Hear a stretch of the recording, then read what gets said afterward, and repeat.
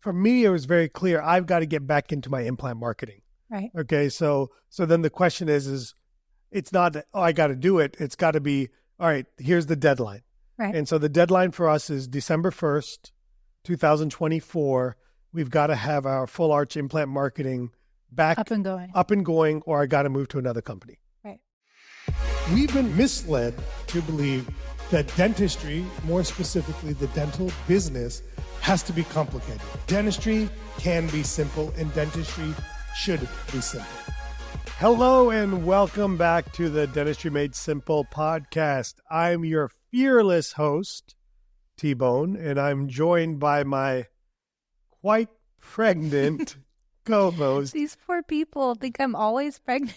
It seems like you are always pregnant, just so you know. It's almost over. It's almost over. We are excited to be back. We took a little vacay, maybe? We've been working. Really hard. Dude, I feel like I'm working overtime more than ever, but like I feel like I accomplished nothing. I know. We're going in circles. Well, I bet you a lot of our listeners feel like that too. I don't know what it is. Like, so I really don't know what have you been working on in the practice? Well, I think today we should talk about strategic planning. I've been kind of starting that process at the office, and I think it'd be great to share with people how we're doing strategic planning, what that means to me. You know, and some of the listeners who are like diehard business folks, or like learned people, my version of strategic planning isn't that complicated, but kind of like everything else in my life, I try to keep it as simple and not as complicated as possible so that you can do more of it. So before we get into it, tell us like who you do this with. Who do you account for it? Just something you do on your own? Do you do it during the workday? Do you do it at home at night? Kind of talk about the process. Yes. Okay. So some of those weren't yes or no questions. Yeah, but I said the yes. Okay. Yes. Like for me with strategic planning, it starts with me as the owner of the business. Like I want to get clear about what I'm trying to accomplish financially, clinically, you know, from the long-term health of the practice, taking into consideration the realities of what's going on right about now. So those things. And then once I kind of get myself relatively clear, then what I did was I tried to get my dentists on board to make sure that they conceptually understand it, not in terrible detail. Right. And then I'll bring a practice leader in. Yes. So I call it the person that helps make it happen, the doer. And so then we'll sit down with them. And today I sat with them for about an hour, kind of outlining, and this isn't new to them. Right. So I didn't have to spend more than 45 minutes to an hour. Just like today was about painting the 30,000 foot view of kind of what I want 2025 to look like. And now is the perfect time because that we have a solid 2 months left to make whatever changes we need to make to kind of get where we need to get to. Yeah. So I think we'll kind of go through. And then I'm sorry to interrupt, but then once like in my case, me, Hetrick and Olivia sit down and kind of like battle this out or kind of really fine tune it because they gave me some good feedback. So make sure you ask me about some of the feedback they gave me today. Then we'll go to the team and present the plan. Yeah. I think it's important to note, though, that this isn't just like you woke up this morning and you're like, we're going to do strategic planning today in the last quarter of the year, because for a lot of people, that would be too late. Yeah.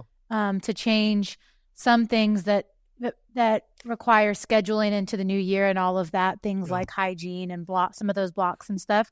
This would be too late. To me, that's not strategic planning. But I think, so this is more of a global business planning. Yes, this is and more all of that stuff was done like back in July. That's correct. So I just wanted to mention that because I don't want people to be like, oh, they wait until now to do all their planning for next year. This is still ahead of most people, just so you know. So okay, let's because get most into... of us did, like early in my career, I did this during Christmas or January 1, part of my New Year's resolutions. Yeah. And what I found was it just didn't work for us. Right. It wasn't the right time. It didn't give us any chance to get things going. Right. So it's March by then. Yeah. So I kind of start this process in my head in September. Okay. All right. Well, let's get into it. Kind of what you started with, and kind of like talk us through kind of how you talked them through it today.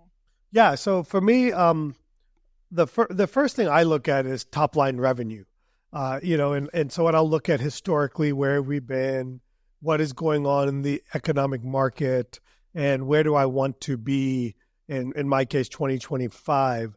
So, I'm going to share numbers. For me, a successful year for 2025 will be to hit right at $3.9 million is kind of where I would like to get the practice to in 2025. We're on track to do about 3.5, 3.6 and these are all collection numbers, right? For 2024, and that's a small bump up from 2023. I personally didn't have the best last 3 or 4 months of in practice. The practice has done pretty good, considering all of that. So we're I've established the goal of let's just call it $4 million is my strategic planning goal for 2025. And the reason I bring that number up is I want to plan to the number. I don't want to say, oh, well, if I do 3.6, that's fine, but I'd really like to do 4.2, then plan to 4.2 or plan to whatever the number it is that you want to do, as long as it's somewhat realistic. I can't go from 3 million to 4 million. I mean, I could, but that would require a different level of action items. But, to go from 3.6 to 4 is a legitimate opportunity for us. Yeah. Well, I think we've had a few transitions this year. We had your highest producing associate had a baby. Yep. So she was out for a 3 little months. while. So 2.5 months. I don't think that will happen next year. You never know. It's happened every year for the last couple. We're transitioning out another great associate. Yes. And bringing in we're replacing him. We're replacing a full-time associate with a part-time associate. But your other associate has picked up an extra day. Yeah. And then, and then a lot of the challenge this year has come on my side of the practice. We've seen a significant drop in our overall implant business at the practice. But we're not doing any marketing. Yeah. Outside marketing. Yeah. I turn the marketing off. It's some different, no great reasons there other than I just transitioning to new. We're moving to a new company. Right. And so it's taking a little bit of time. Taking a little bit longer than I anticipated. Right. But so I think it's looking up for us to be able to hit those numbers. But some of the challenges are going to be we've replaced a 4-day associate with a 2-day associate. Mm-hmm. So that's going to present a little bit of a challenge. And that just means that I may potentially have to step in 1 day extra per week or a couple of days per month to help make up that in the practice. And that's part of strategic planning is we got to do the numbers and say, does it make sense? And how do we do it? And does that mean that, hey, we got to work? I mean, I can't ask Kettrick to work more than 5 days. Right. He's only open 5 days. But, and we'll kind of get into this, but my goal is to work 6 to 7 days per month. And then if that doesn't allow us to get to our goal, then the great news is I have the ability to add a few more days. And I, mentally prepared myself that maybe that's what I'm going to have to do. Okay. So when we break down kind of from a provider level, that revenue, did you work with each of them individually? Not yet. They have done that on their own? Not yet. Okay. So right now, when I say strategic planning, this is kind of like, this is my somewhat of reality pie in the sky thinking, having people I trust around me to be able to say, here's the feedback we're getting, here's the concern, I don't know if this will work, or hey, here's an area that we're going to need to focus on, kind of getting that before I go to individual people or their whole office and or individual people. I don't want to go there and then get blindsided by something that I wasn't anticipating. So the next thing after I kind of established the top line practice revenue is then I had in my mind what practice provider level revenue. In other words, where is the revenue going to come from? Like $4 million is a lot of money. Yeah. Right. So where is it going to come from? And in our practice, we have 7 providers. Mm-hmm. Okay. So we have 3 dentists, 3 hygienists, and a sleep apnea provider. Right. Okay. So between those 7 providers, we got to look at that number. And so if we take 4 million, that works out to be like 325 per month.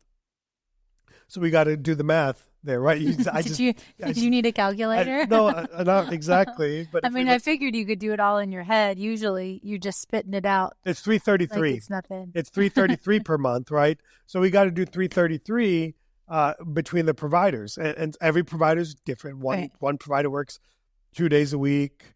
I work 2 to 3 days a week, but I do XYZ procedures, and then we have another provider that has a pretty wide scope that's 5 days a week, and part of the provider level, especially when it comes to dentists, is you got to understand what their personal economic needs are. Right. Like what are their aspirations and hopes and stuff. And so, for example, Dr. Hetrick. We did this at the beach too, with a lot of our advanced masterminders. With the masterminders, yeah. Working through as the owner and as their associates, what numbers they wanted to hit and how they were going to get there. And what shocked me is most of them didn't really know what their associates wanted to make income-wise. Right. And so I try to learn that. So I'm making some of this up a little bit. But if Hetrick had said, hey, I need to do $150K per month to meet my goals, I would have an honest conversation that's probably not going to happen. Right. That this just isn't this isn't the practice for that, and or maybe we don't quite have the skill set we need to do that. So part of that is there. So on our situation is my commitment was I'm confident that I can do $125K a month, okay, in my 6 to 8 days a month, let's call it. Hetrick, she said like I can do 90 to 100. I'm thinking the part-time dentist can do 40K. We gave our 5-day-a-week hygienist, we gave them a goal of 18K. And then a 4-day-a-week hygienist, we gave them a goal of 16K per month. And then we gave a sleep apnea somewhere in that $30,000 to $35,000 ballpark. All that added up brought us right around the 325, 330 mark. And so I knew that when I put that on the board, I didn't get the, oh my God, that's out of line reaction from anybody. When they saw my number, they're like, well, you're not doing that right now. I go, let's go back to the first 4 months, 5 months of the year. And I was averaging that or more, right? So, and that kind of that kind of brings into the next step. So top line practice revenue goal, collections, provider level revenue goals. In other words, where they're going to go. And then once we get those numbers, then we got to look at, where is that number going to come from? Right. And in our case, the breakdown, right? Mm-hmm. So in our case, for me, it was very clear. I've got to get back into my implant marketing. Right. Okay. So then the question is it's not that, I got to do it. It's got to be, all right, here's the deadline. Right. And so the deadline for us is December 1st, 2024. We've got to have our full arch implant marketing back up and going, or I got to move to another company. Right. Okay. And so then what does that mean? That means we have to have XYZ. We got to do this. So we kind of start listing out the things. And then in this case, I sign these things to so-and-so that, hey, we need to do this, help hold me accountable kind of thing. To get it going. For Hetrick, getting to that 90 to 100K is a little bit of a bump for her. Right. Mm-hmm. And so I want to come to that here in a second. So that was like, we know that she pretty easily averaged 75 or so this past year. Take out the maternity leave. She was pretty easily averaging 75K a month. So bumping that up that definitely required some thought process on us. Okay, and that and then the hygienist. That's pretty much the numbers they're doing. I'm not really expecting a significant amount of growth there.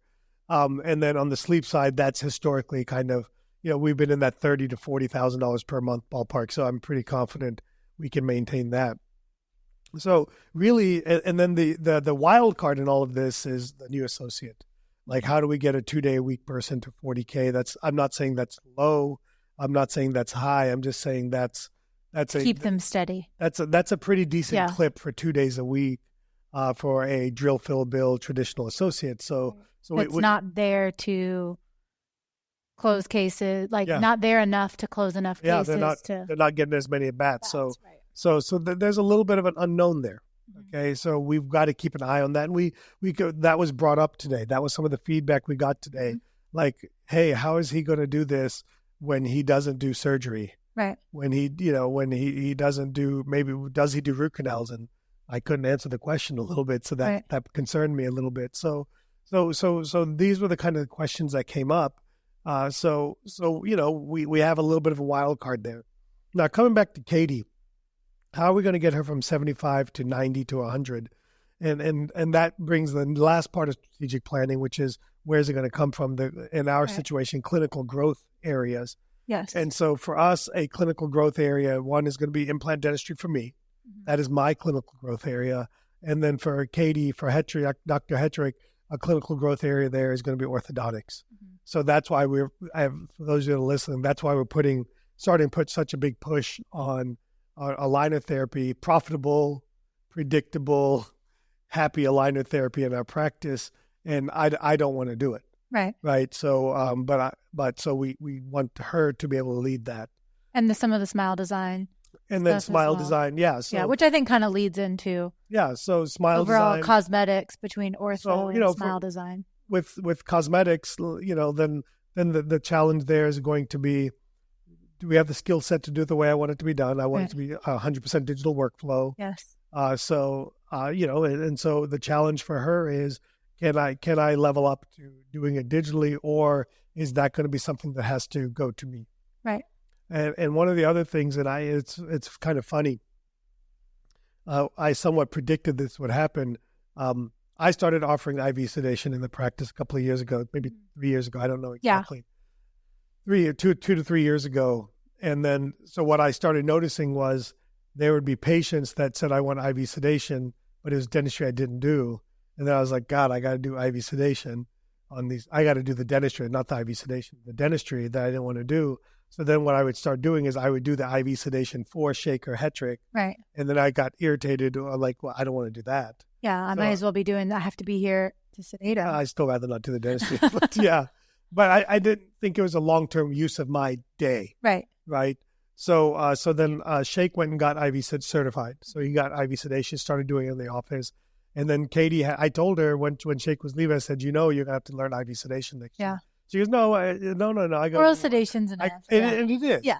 I go, you watch and see. And sure enough, like. But when you have a taste of it. A couple of weeks ago, a patient said, yeah, I had this done with IV sedation. I'd like to get this done with IV sedation. And she's like, I just lost a case to you. I go, you did. Yeah. And she goes, okay, it's on the list. So for her is a focus on orthodontics, a focus on IV sedation, and we're going to leave some of the cosmetics to me for 2025. Okay.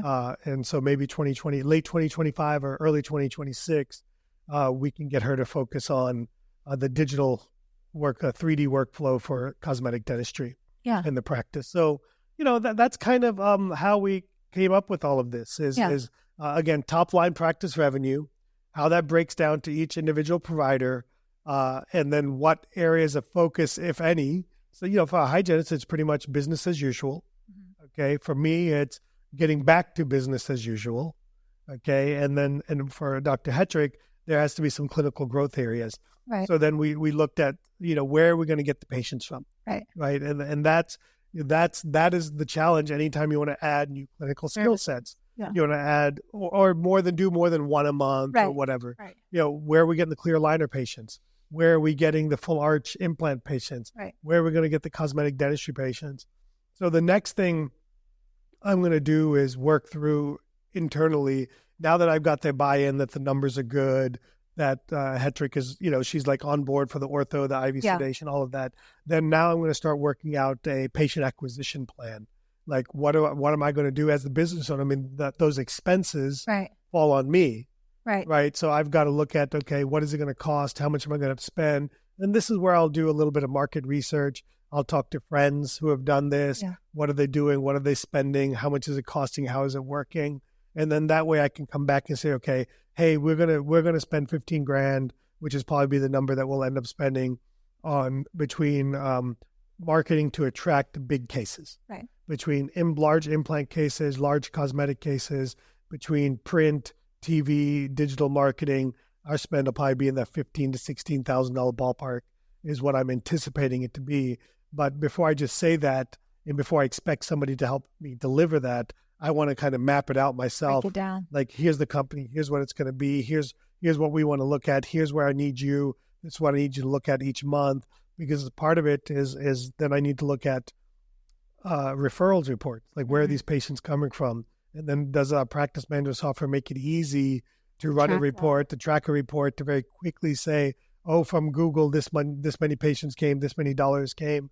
So that's kind of, that gets into a slightly larger conversation that I want to have some time to think through and I call it whiteboard it out for them. So that way we can kind of share it with the team. Okay. Well, a couple things before we wrap everything up on our 2025 strategic planning is, how are we going to be able to track all of these things and keep these numbers in line? Yeah. Kind of like a scoreboard or a scorecard.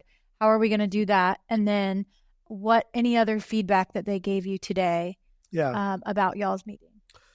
Yeah, let's start with the scoreboard. Okay. So number one, a scoreboard is terribly important. As somebody that likes sports, that played sports growing up, knowing the score is a key principle that we teach at 3D dentists. And shame on me, somehow I have a whiteboard in my office, and we used to have a big ass whiteboard everywhere. Everywhere you looked, there was a whiteboard.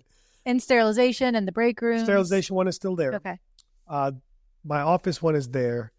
The break room one has somehow disappeared, and I don't know when or how, but our scoreboard has gone missing. Right. And so we need to recreate a scoreboard. So the good news is I already bought one. It's already been delivered by Amazon. Olivia's bringing a drill and a screwdriver so we can screw it in tomorrow morning. So we'll get the plan to get the scoreboard back in.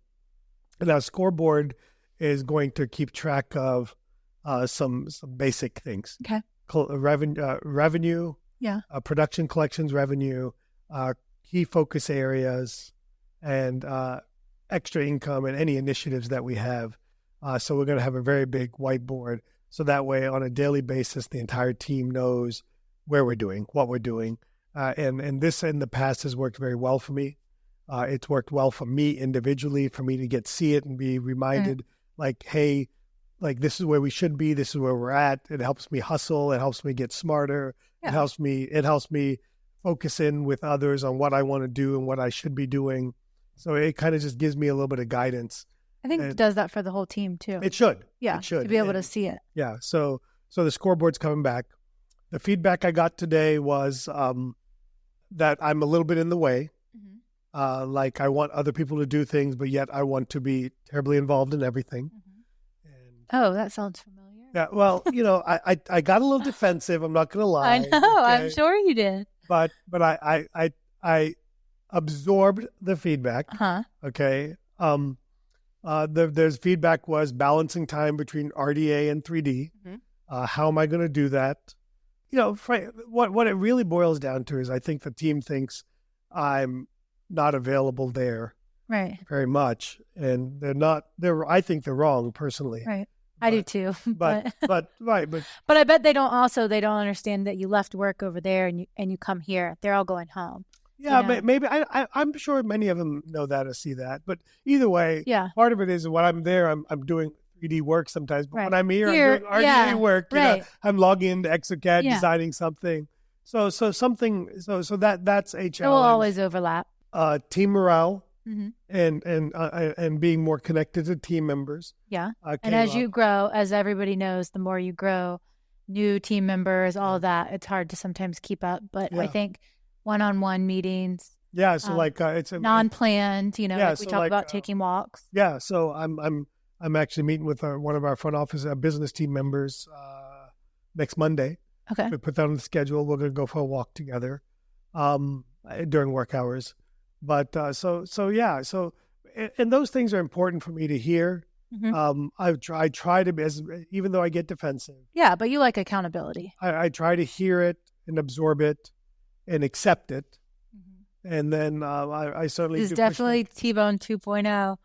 Wish you could all meet 1.0. 1.0 is something else.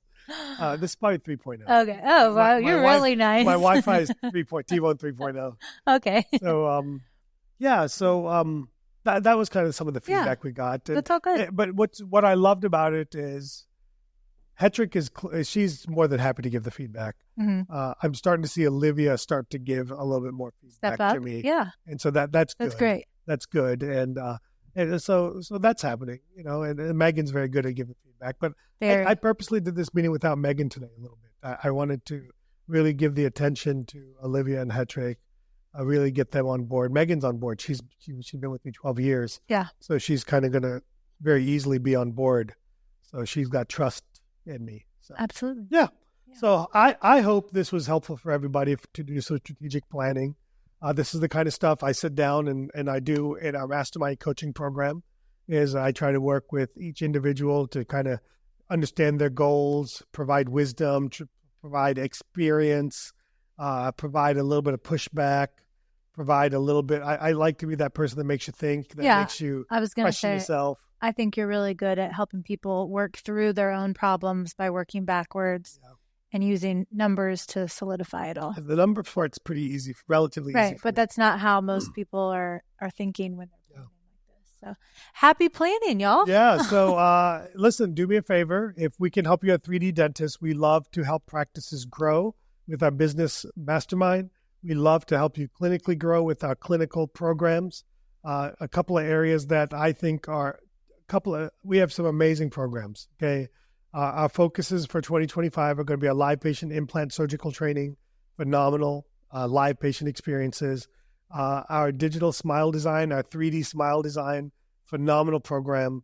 Our orthodontic revamp with Candid is going to be phenomenal. We have amazing things to announce here before the end of the year in terms of a partnership with Candid. And then our sleep apnea training is bar none one of the best in the industry. We'd love to help you grow your practice.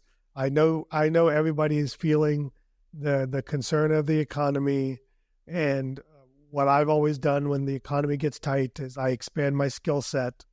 And when the economy's super amazing, I kind of contract what I do. So let us help you grow your practice through business coaching and clinical training so we can help you out. Everybody have a wonderful week.